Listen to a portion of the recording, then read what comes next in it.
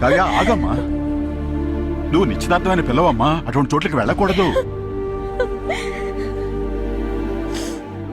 మనం వేసిన ప్లాన్ అంతా మిస్ఫైర్ అయ్యి చివరికి ఆ అమ్మాయి సూసైడ్ చేసుకోవాల్సి వచ్చింది. లేదగ్ని, తను సూసైడ్ చేసుకునే అవకాశం లేదు. అంతా తనకి తెలిసే జరిగింది.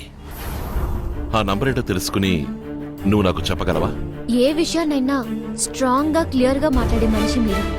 మీ కళ్ళల్లో అబద్ధం కనిపిస్తుంది. ఎందుకని మా బాబాయ్ నెంబర్ అడుగుతున్నారు? చెప్పండి.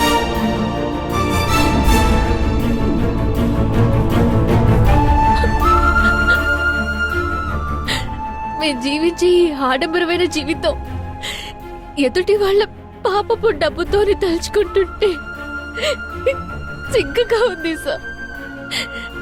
సరే సార్, నేనేం చేయాలో చెప్పండి. ఎలాగో విషయం తెలుసుకుని వాళ్ళ అమ్మాయిని చంపేశారు కదా సార్.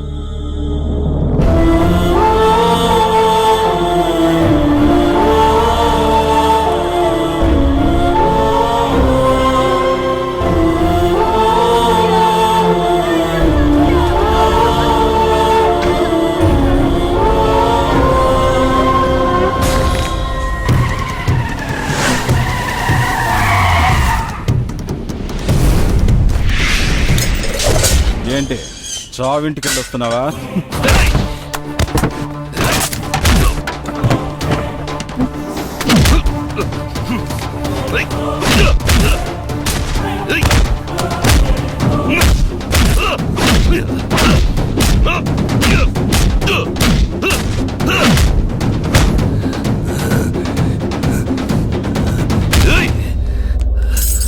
ఇంత నీచరికి దిగజారుతారా? కన్న కూతురికి విషం పెట్టి చెప్పారే, అసలు మీరు మనుషులేనా? నీతో నన్నే ఇరికించినందుకు దాన్ని నా చేత్తోనే చంపలేకపోయానని బాధపడుతున్నాను. అసహ్యంగా మాట్లాడకు. నిన్ను సమర్థించుకోవడం కోసం కూతురికి రంగు కడతావరా కుక్క?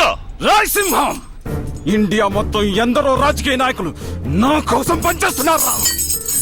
నీ ఆపరేషన్ డి నా ఎడంకాలు ఎంట్రు కూడా పీకలేదురా.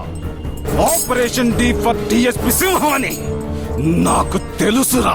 డి అంటే డిఎస్పి సింహం కాదురా, డానీ.